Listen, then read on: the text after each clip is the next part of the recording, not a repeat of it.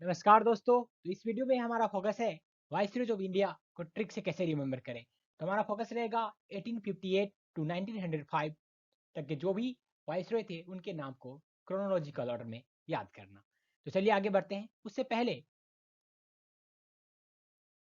हम ये देख लेते हैं कि ये जो डेजिनेशन है पोस्ट का, governor of Bengal to viceroy of India, इसका इवोल्यूशन कैसे हुआ। तो सबसे पहले लॉर्ड क्लाइव बंगाल के पहले गवर्नर थे।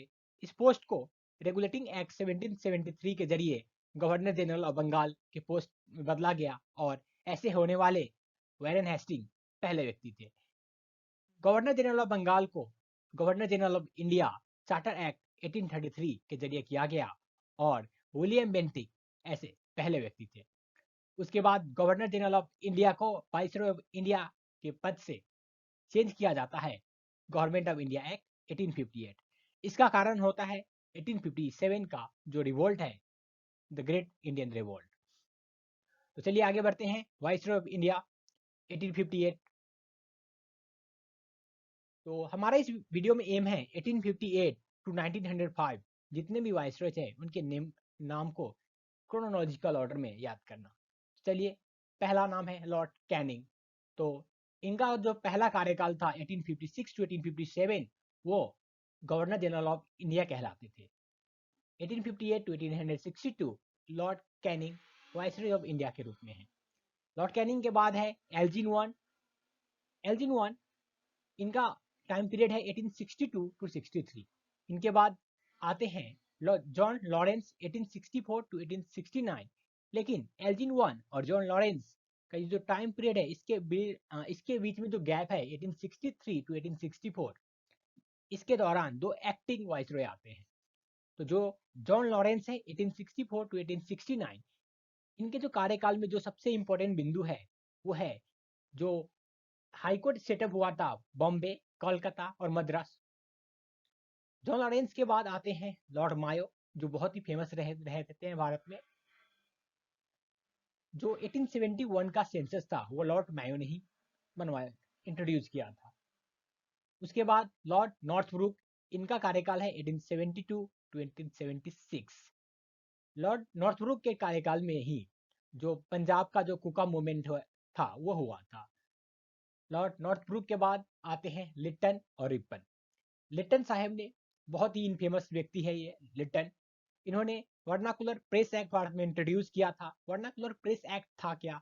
ये था, अगर कोई भी लोकल लैंग्वेज में न्यूज़पेपर है या बाकी जर्नल्स है, उन पे इस एक्ट के द्वारा रेस्ट्रिक्शन डाल दिया गया था। इस रेस्ट्रिक्शन को, इस एक्ट को लॉर्ड रिपन ने रिमूव किया था। इसीलिए रिपन को लिबरेटर ऑफ इंडियन प्रेस के नाम से भी जाना जाता है। लॉर्ड रिपन के बाद आते हैं लॉर्ड डफरिन 1884 टू 1888। इसके कार्यकाल में ही इंडियन नेशनल कांग्रेस की स्थापना होती है। लॉर्ड डफरिन के बाद आते हैं लैंसडाउन 1888 टू 1894। और जो पाकिस्तान और अफगानिस्तान के बीच जो डूरेंट लाइन है वो इन्हीं के कार्यकाल में आया था। लैंसडाउन के बाद आते हैं एल्जिन सेकेंड, जिनका कार्यकाल है 1894 टू 1899। इसके बाद है कर्जन, जिनका कार्यकाल है 1899 टू 1905। लॉर्ड कर्जन बहुत ही इनफेमस है और 1905 में इन्होंने बंगाल का डिवीजन करवा दिया था। तो चलिए अब अपने मेन फोकस पर आते हैं। इनके नाम को क्रोनोलॉजिकल ऑर्डर यानी कि क्रमबद्ध कैसे याद करें। जो वैश्विक महामारी चल रहा है कोरोना वायरस, हमने उसी का प्रयोग करते हुए ये फॉर्मूला बनाया है। तो जो कोरोना का इकोनॉमिक इफेक्ट है उसी को यूज करते हुए, तो देखिए, corona economic jolt made nation lamentably realise dangerous level of economic crash. यानी कि कोरोना का जो इकोनॉमिक प्रहार है उसने देश को दुखी भाव से सोचने पे मजबूर कर दिया है कि आपका जो इकोनॉमिक क्रैश है वो डेंजर लेवल की ओर जा रही है। तो C for corona, C for Canning, economic E, E for Elgin, jolt J, J for John Lawrence, mid M, M for Mayo, nation N, N for Northbrook, lamentably L for Lytton, realise R, R for Ripon, danger D, D for Dufferin, level L and L is for Lansdowne, economic E, E for Elgin, crash C, C for Curzon. तो ये था formula. Corona economic jolt mid nation lamentably realise danger level of economic crash, और इनके नाम दिया हुआ है यहीं पे। तो इस वीडियो में इतना ही है, इसके आगे के जो वाइसरॉय हैं वो दूसरी वीडियो में आएगा। तो चलिए इस वीडियो में इतना ही, धन्यवाद।